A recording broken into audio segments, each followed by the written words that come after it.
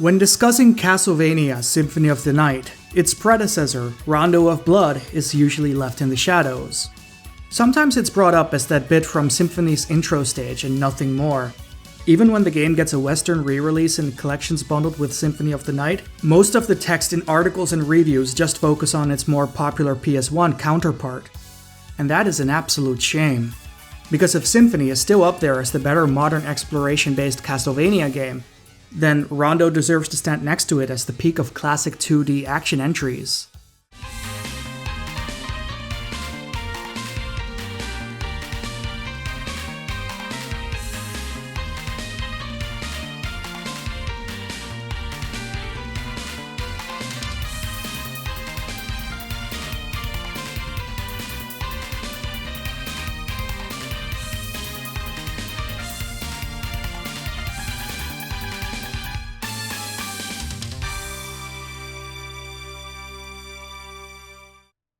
Rondo of Blood follows Richter Belmont, the last of his clan, on his quest to put a stop to Dracula.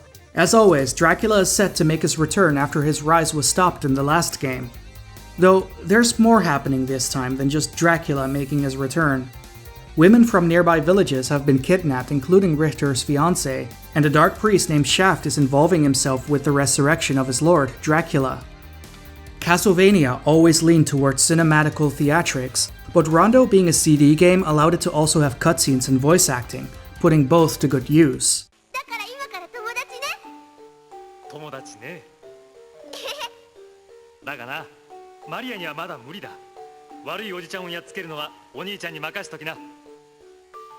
Richter controls close to what you'd expect from a classic Castlevania game. You have rigid controls focusing heavily on the commitment of your actions. Though unlike the old NES titles, you don't just have a full committed jump. Pressing a direction shortly after your jump, you can move smaller distances in the air. It's great for getting on platforms with smaller jumps without overextending and falling to your death. You can also turn around while in the air to hit enemies moving behind you, but you don't get full control of your momentum or directional movement in the air. Thinking before you leap and committing to your jump is still a large factor in dealing with the obstacles in Rondo. You get your typical whip attack. No upgrades for it in this game. The whip you start with is it. I prefer things to be this way since it minimizes the sense of loss when you die. It's bad enough you lose hearts and possibly a good sub-weapon. Having a shorter whip that does less damage isn't necessary as further punishment, since deaths in this series often have more to do with pitfalls and traps than damage output, at least in my experience. If you hold down the attack button, you can also move and jump backwards. It's not necessary, but it's useful if you want to ensure that you're attacking the right direction while jumping. I quite like this. More so than the awkward whip rotating of other entries. The traditional sub-weapons all make their return, though Rondo introduced two changes on the system that put their use above the previous games in the series for me. The first is that upon picking up a sub-weapon makes your previously held one drop on the ground. So if you accidentally picked up a sub-weapon you don't like, there's still a period of time to switch back rather than be stuck with something that you're not comfortable using. This alone is a great change, and it's something that's stuck around since. Beyond this, there's the item crash ability. If you have enough hearts, the counter for them above the sub-weapon flashes green, indicating that you have enough of the item to crash them. Item crashes are basically screen nuke level abilities that deal a ton of damage. Now, where classic Castlevania, and Rondo is no exception to this, really shines is the stage design. Every stage in the game stands out with great backgrounds and color choices, creating a visual identity that's instantly recognizable as part of the series. The presentation is especially highlighted with the stylistic way the stage titles drop at the start. It leaves a strong impression right at the start of a level, and it's a promise of presentation levels that are more than met through the rest of the game. Something that I've always appreciated is how often Rondo will reference past entries in the series visually. Like how in Stage 1 you enter a town-like area that resembles the first town in Castlevania 2, or how you walk past what's almost the exact screen for the first boss fight from Castlevania 1. There are so many more situations like these scattered through a standard playthrough, and they're all used very naturally so you don't feel confused by things being out of place anywhere if you don't recognize them. The same goes for the boss rush, made entirely out of Castlevania 1 bosses near the end. These fights don't feel out of place without prior knowledge of where they originally came from, especially with how heavily reworked they were to fit in better with a game that looks so much better than the originals.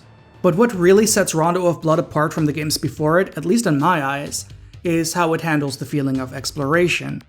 Castlevania 2 dabbled with having a larger world that you explore and have to find content in.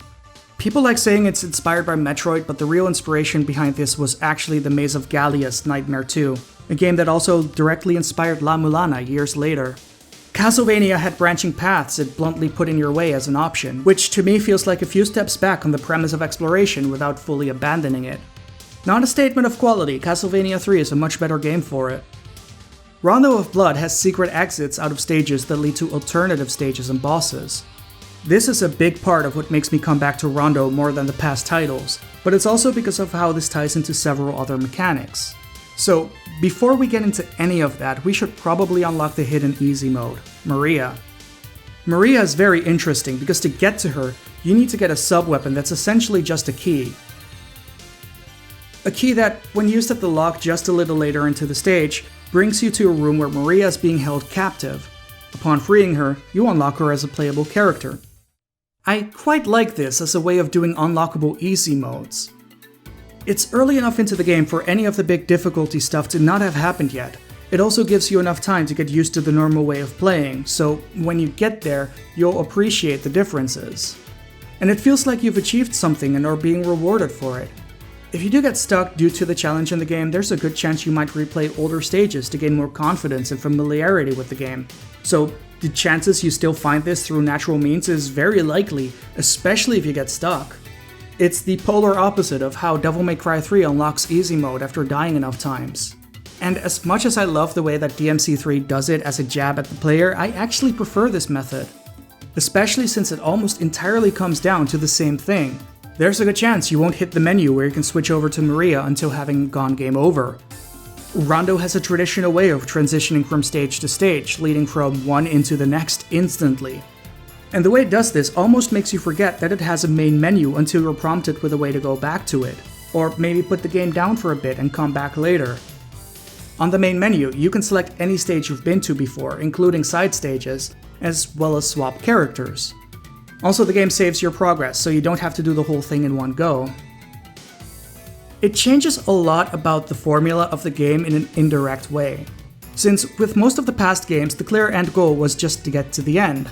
But in a game with side exits, a map screen hinting at how to get to them, a percentage bar of how much you've completed of the game, and 2 characters, the pull to explore more of what's possible starts becoming bigger, and even if you're struggling to get past anything as Richter, chances are you'll have an easier time as Maria. So let's actually talk about Maria. Maria gets more aerial control while in the middle of a jump, making her controls a lot more forgiving. She also gets a double jump, so you can change directions mid-jump, and also reach bigger heights than Richter. She gets 2 ranged attacks in the shape of birds. Shooting those out doesn't stick her to the ground while they're flying out. Also, they deal damage on their return trip, making it easier to poke enemies safely on repeat while you keep moving. And to top it all off, she gets a slide that makes her speed through levels and dodge attacks with ease. She gets her own set of sub-weapons and crashes too, most of them being cutesy animals she sends out to take down all the ancient horrors that stand in your way. Oh, and she gets a stand. I'm usually hesitant to call things stands or JoJo references, but this really just is a stand. Stardust Crusaders had just ended in Japan when this released, and this is far from the only reference to JoJo hidden away in the Castlevania series. In a lot of ways, Maria feels like the real start of Metroidvania-style gameplay, and it's interesting how the game has framed it. Richter doesn't take her seriously because she's just a kid, laughing at her wanting to be taken seriously when you free her. But at the same time, she has such an easier time on all content that she's essentially clowning on all of it. The difference between the two almost reads like a dead serious tryhard self-limiting to keep a challenge and seeing it as the only way to play, versus someone who realizes how to just break it all and have fun with it. Maybe I'm reading too much into this, but it does entertain me.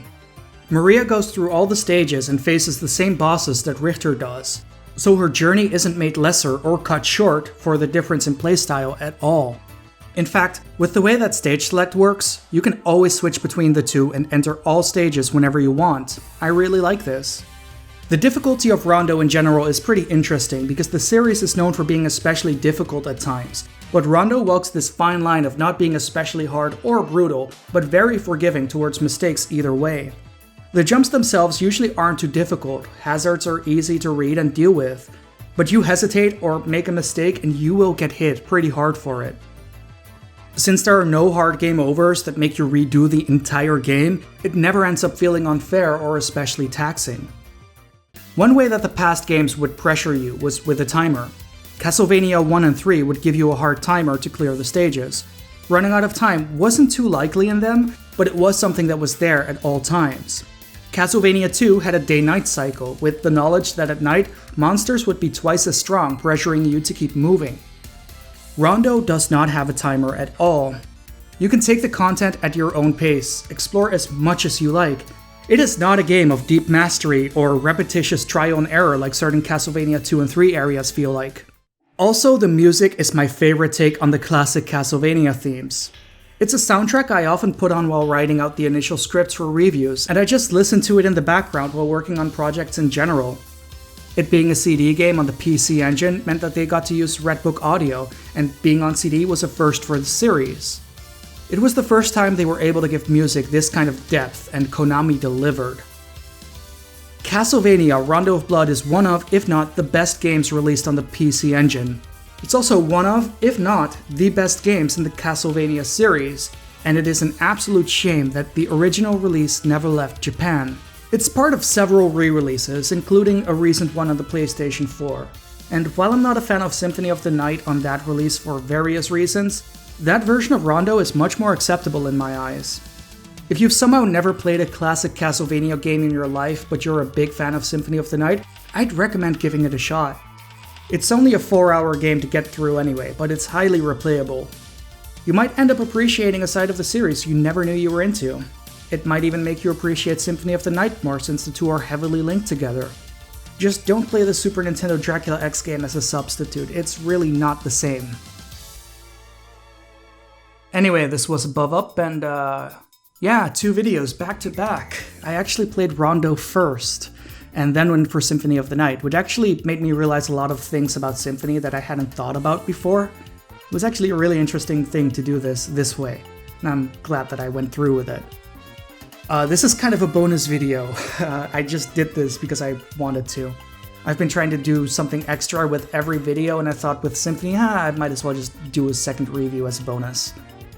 As always, this video was brought to you by people supporting me on Patreon. If you would like to become one of the names that you see scrolling on the screen right now, head over to patreon.com/AboveUp and I will, see ya.